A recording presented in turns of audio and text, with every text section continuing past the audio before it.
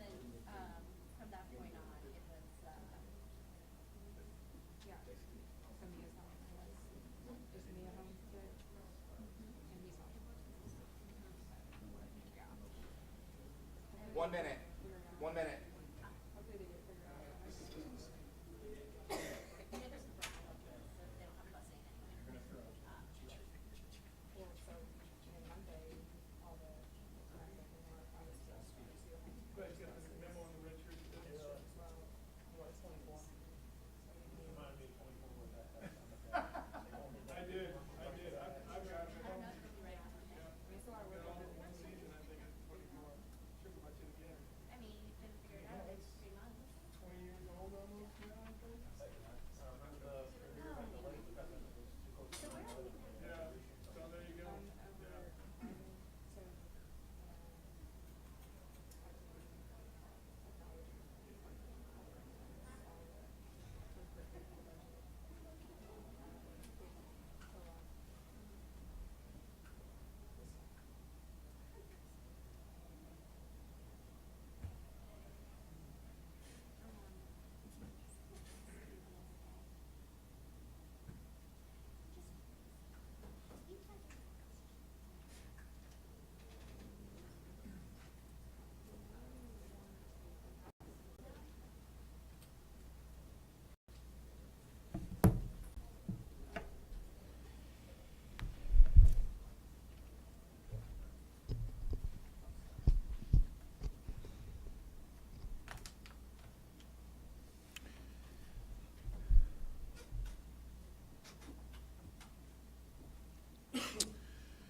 Good morning, and thank you all for coming. We're here today to take another step forward on the path to strengthening the relationship between the Louisville Metro Police Department and the people they serve every day. This work is essential to reducing violent crime and improving public safety, which are the greatest responsibilities of our city government. Crucial to doing that work effectively is earning the trust of the public.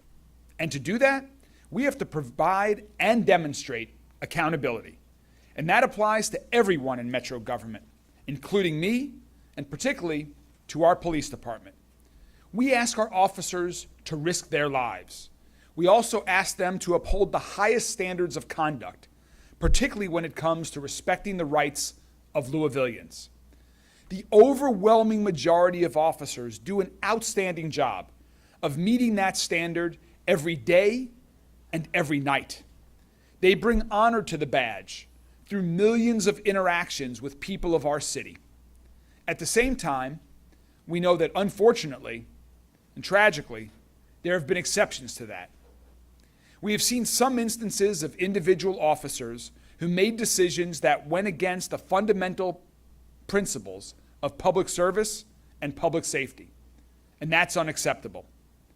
So as a city and as a city government, we have to understand what happened in those cases and respond appropriately to maintain the public's trust and to ensure that corrective actions are taken so failures are not repeated. That hasn't always happened at LMPD.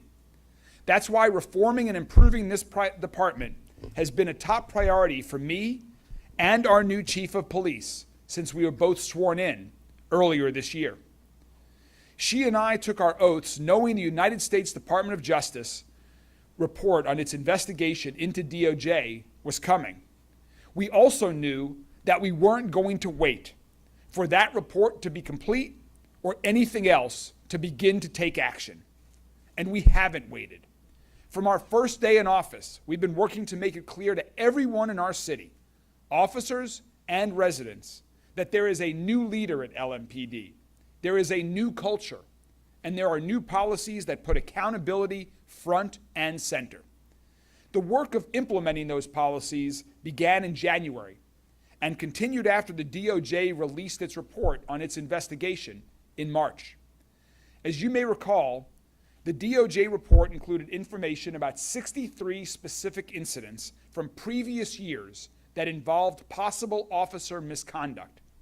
We asked for and received additional information about these specific incidents from the Department of Justice so that it could be disclosed to the public. We are aware of no other police department in the country that has taken this step. We released many documents about those incidents in May, and also announced that the chief would be looking into the portion of those incidents that had not been the subject of a professional standards unit investigation. Our chief would get the facts and determine what needs to be done to learn from the past and make sure any misconduct is not repeated. As part of this process, today, LMPD will be supplementing the documents already produced with relevant body cam footage so the public can fully understand the circumstances of each incident referenced in the Department of Justice report. All of this is part of the ongoing work of reforming and improving LMPD and strengthening trust with the public. And I want to say that the overwhelming majority of officers have adopted well to the new standards. They appreciate clear guidance, expectations, and communications because they want to do their jobs the right way, and they want their colleagues to do the same. As you will soon hear from the chief, there have been instances in which she has determined that severe disciplinary action was necessary for a number of LMPD's 1,000+ officers. Terminations have occurred, and more are pending. The chief will speak to that. Before she speaks, there are a few things, though, to understand about how the process of disciplining police officers works. First, just like we require officers to respect the constitutional rights of residents, officers also have those same rights themselves and are also covered by specific provisions of their collective bargaining agreement. Additionally, there are several provisions of state law that impact this as well. Some of the officers who've been recommended for disciplinary action are appealing and are just in the early stages of the appeals process. So under Kentucky state law, a law that seems ridiculous, quite frankly, to me, Metro government can release information about officer discipline cases, but neither the chief nor I nor anyone in Metro government can comment on those cases until the entire appeals process is complete. So I ask you to please bear with us. I know it's frustrating. It's frustrating for us, but we are sworn to uphold and abide by the law. That is the law. What I can tell you without violating the law is that severe discipline has been imposed on some of the individuals who are referenced in the DOJ report by name or by conduct. Again, what we're talking about today is another step in the process of reforming and improving LMPD. There will be many more.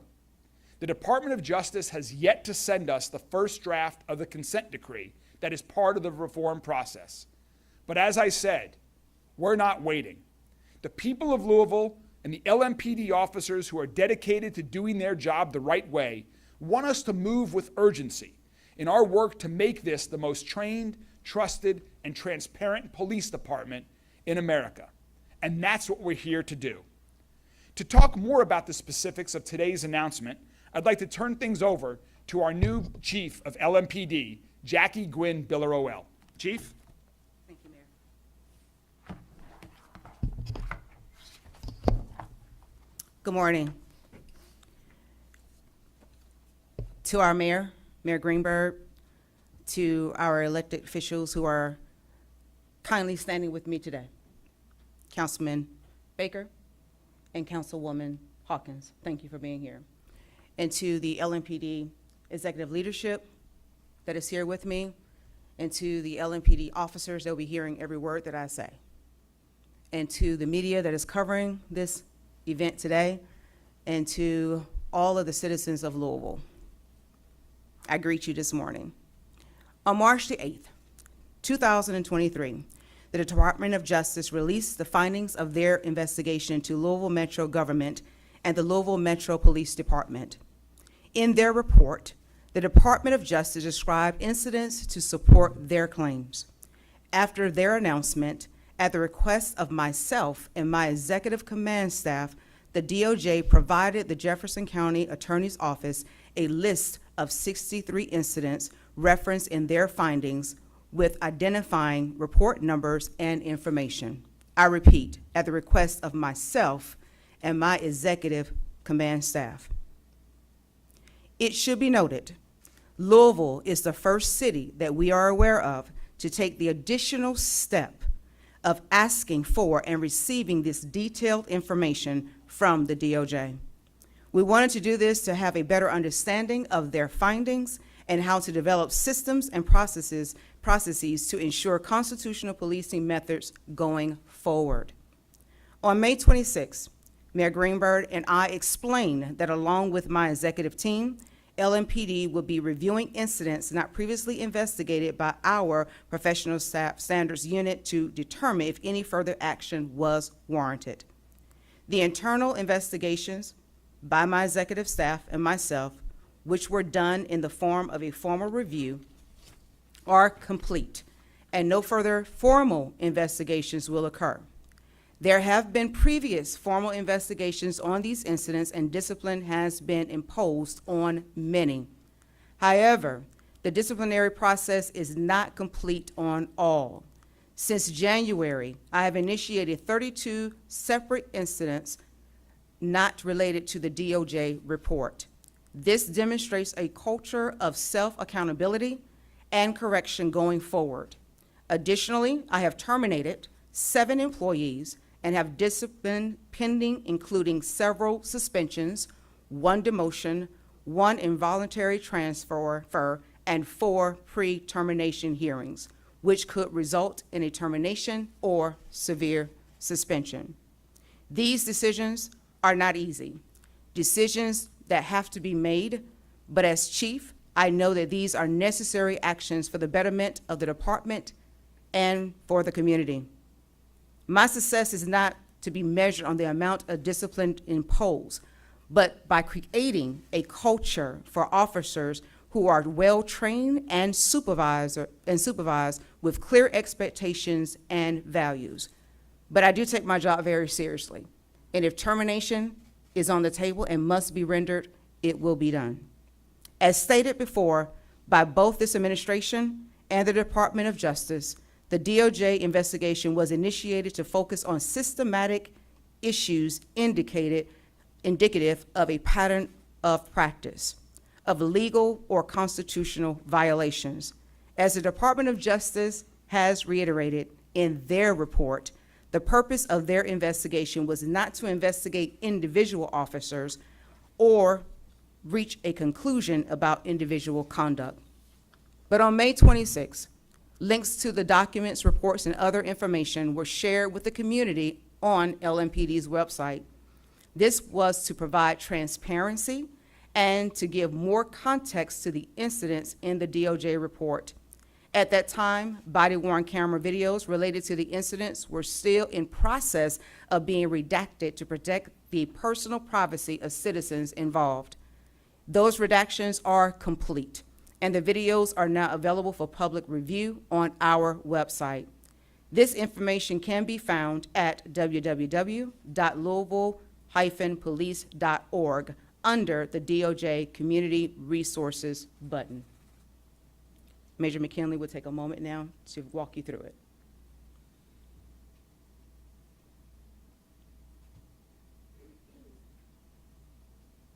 Click the link. And the information for your review is listed.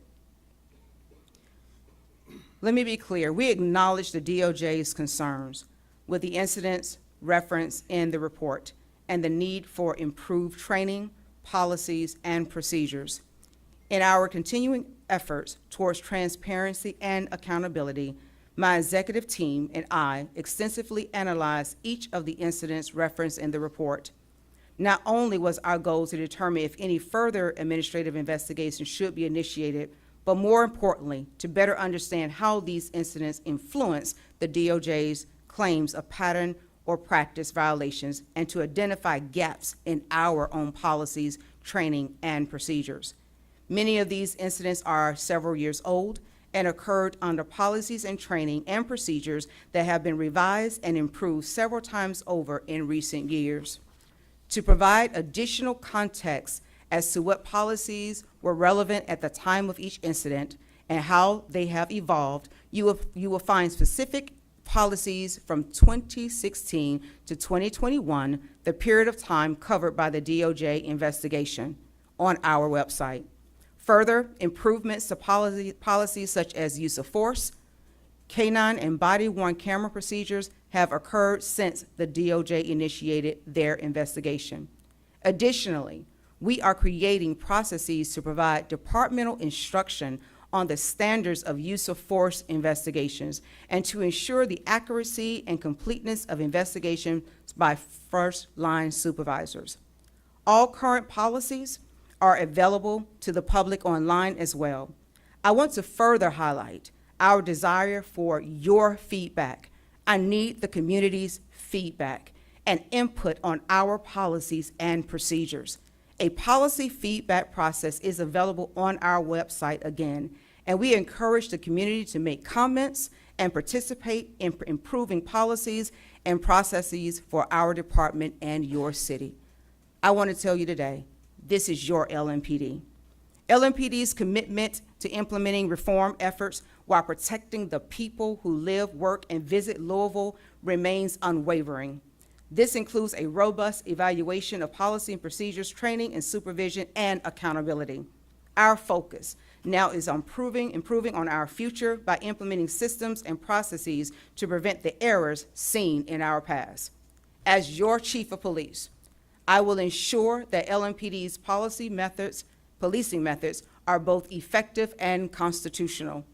This department is dedicated to protecting the safety and constitutional rights of all members of our community. We are fully committed to building trust no matter how difficult. The Louisville Police Department is focused on the future and how we can create the best department for our community and for the men and women of LMPD. We are eager to begin discussions with the DOJ and negotiate a consent decree that both achieve this desired goal and to be successful in allowing Louisville to thrive.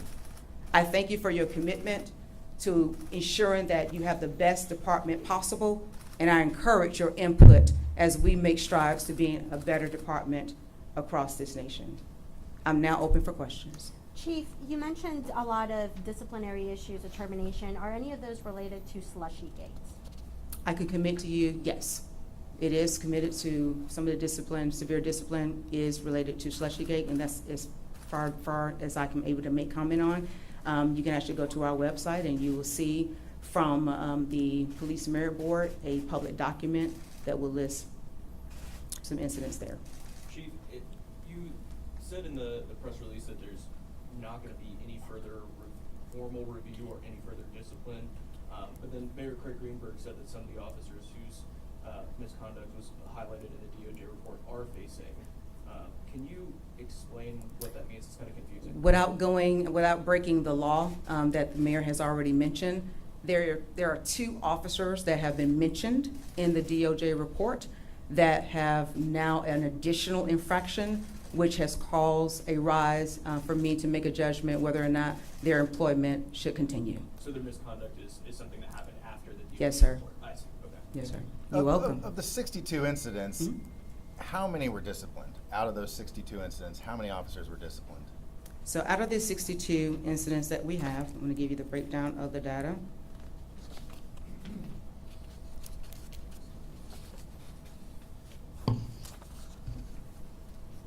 So out of the 62 incidents, over 30 officers were formally investigated through PSU and PIU, and nearly 20 officers received formal discipline ranging from written reprimands to a termination.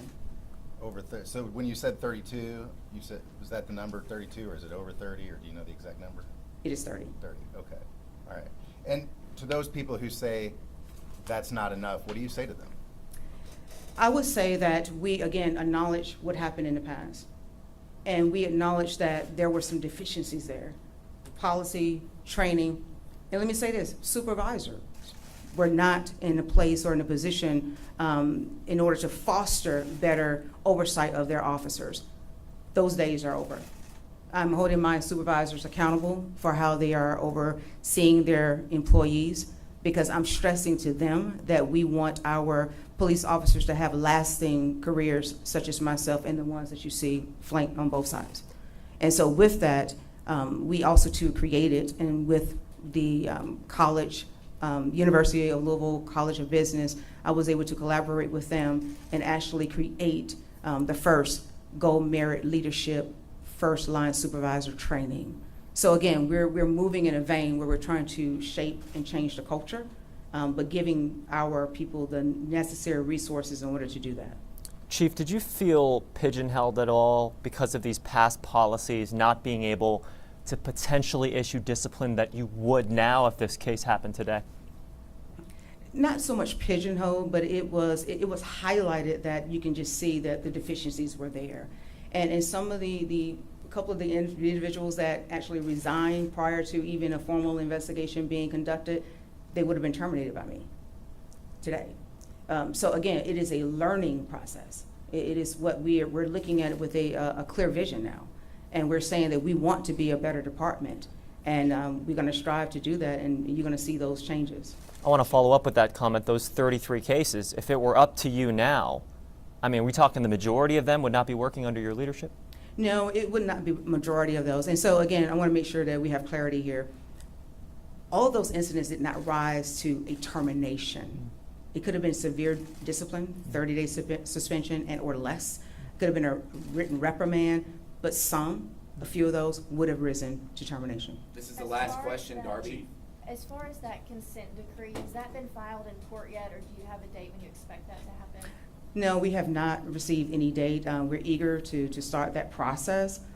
So as soon as we get any kind of notification on that, I'm sure that the mayor will support me in saying this, that we will let you know. Thank you all. We appreciate it. Guys, any follow-up questions can be directed to LMPD PIO at louisvilleky.gov to the Media and Public Relations Department. Thank you all.